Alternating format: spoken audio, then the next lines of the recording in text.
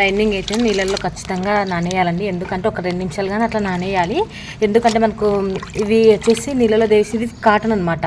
నీళ్ళలో దేవేసిన తర్వాత కొంచెంసేపు నీళ్ళు మొత్తం పిచ్చుకున్న తర్వాత ఇవి దగ్గరికి అయితే వచ్చేస్తుంది.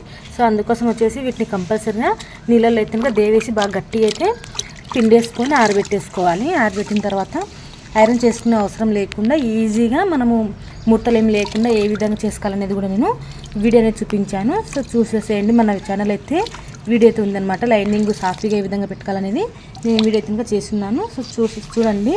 సో ఇదైతే ఆరేస్తాను.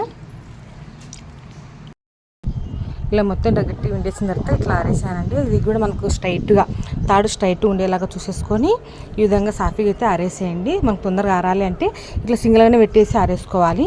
లేదు కొంచెం లేట్గానే పర్వాలేదు అంటే డబ్బుల మీద మడత పెట్టేసుకుని కానీ ఆరేసుకోవచ్చు.